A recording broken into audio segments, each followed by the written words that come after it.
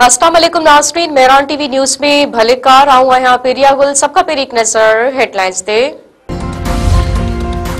Lucky मुरवत में security forces जो operation 8 परडी दहशतगर्द मारिजी विया। सिक्योरिटी ज़रन मूजिब लकी मुरवत जे इलाइक़े वांदा शेखुल्ला में इंटेलिजेंस जे बेसिस ते ऑपरेशन कयो वियो। 8 दहशतगर्द मारिजी विया ऐं 5 दहशतगर्द ज़ख्मी थिया। इलाइक़े में दहशतगर्दनि जी मौजूदगी जे ख़दशनि सबब सर्च ऑपरेशन जारी। नेशनल एक्शन प्लान तहत अमन अमान बहाल थियण ताईं ऑपरेशन जारी रहंदो। वज़ीर आज़म शहबाज शरीफ सां क़तर जे वापारी सनत वारे वज़ीर शेख फैसल बिन सानी सां मुलाक़ात। पाकिस्तान ऐं क़तर पारां तवानाई ज़राअत इंफॉर्मेशन टेक्नोलॉजी सियाहत बतरफ़ी वापार ऐं सीड़पकारी में ताउन वधाइण मुतफ़िक़। शहबाज शरीफ पाक क़तर लाॻापनि जे मुस्बत रुख ते इत्मीनान जो इज़हार कयो। पाकिस्तान इलाइक़ाई सालमियत जी हैसियत ऐं अहम इत्तेहादी हुजण ते क़तर जे किरदार खे साराहियो।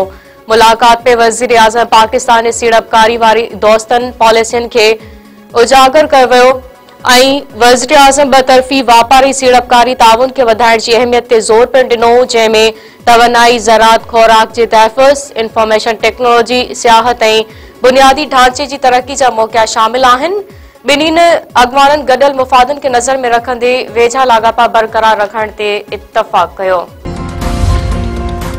रावलपिंडी जे दहशतगर्दी जे ख़ात्मे वारी अदालत पारां अलीमा खान जो पासपोर्ट सुञाणप कार्ड ऐं बैंक अकाउंट ब्लॉक करण जो हुकुम। एटीसी अदालत में सादिकाबाद थाणे ते दाख़िल थियल 26 नवंबर महीने जे केस जी ॿुधणी। अलीमा खान गिरफ़्तारी वारंट जारी थियण बावजूद अदालत में पेश न थी। अदालत पारां अलीमा खान खे गिरफ़्तार करे ईंदड़ ॿुधणी ते पेश करण जो हुकुम। अदालत संदसि पासपोर्ट सुञाणप कार्ड ऐं बैंक अकाउंट ब्लॉक करण जो हुकुम ॾिनो। अमरीकी सदर डोनाल्ड ट्रंप चयो आहे त इस्राईल अमन मुआहिदे ते सुठे नमूने अमल करे रहियो आहे। को बि गणती न करे ओलह किनारे खे ज़िम न कंदो।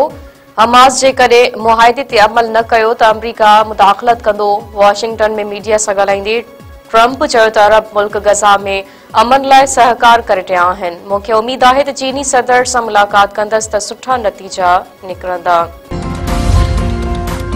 अमरीका अॻियां कॾहिं बि न झुकंदसि, प्यूटन जो ट्रंप खे वाज़े पैगाम। सदर व्लादिमीर प्यूटन चयो त अफ्रीका जगैर दोस्ताना कदम रूस ऐं अफ्रीका विच में लाॻापा वधीक कमज़ोर कंदा। को बि ख़ुदि मुख़्तियार मुल्क दबाव में फ़ैसिला नथो करे सघे। प्यूटन तस्लीम कयो त वॉशिंगटन जे नई पाबंदियुनि जो रूसी मईशत ते कुझु असर पइजी सघे थो। रूस ॿाहिरां दबाव बावजूद पंहिंजी पॉलिसियुनि ते क़ाइम रहंदो ऐं आज़ादाना तौर ते फ़ैसिला कंदो। गवर्नर पंजाब चयो आहे त पीपी मुस्लिम लीग नून जो इत्तेहाद प्यार या जज़्बो नाहे पर मजबूरी आहे। लाहौर प्रेस कॉन्फ्रेंस खे ख़िताब कंदे सरदार सलीम हैदर चयो त जेकॾहिं असां गॾिजी कम न कयो त मुल्क खे नुक़सान थींदो। खीर ऐं माखी जा दरिया न वही रहिया आहिनि पर हालतूं बहितर थी रहियूं आहिनि। मुस्लिम लीग नून ऐं पीपल्स पार्टी जा कारकुन गॾु नथा थी सघनि। लठ खणण सां खैबर पख्तूनख्वा जा हक़ नथा खसे सघजनि। खैबर पख्तूनख्वा खे पंहिंजा हक़ हासिल करण लाइ ॻाल्हियूं करणियूं पवंदियूं। पंजाब जी इतलात वारी सूबाई वज़ीर उस्मा बुखारी चयो आहे त हुकूमत जो फ़ैसिलो के मज़हबी जमायत जे ख़िलाफ़ नाहे ऐं टीएलपी ते पाबंदी हणण हिकु माइंड सेट जे ख़िलाफ़ रियासत जो फ़ैसिलो आहे।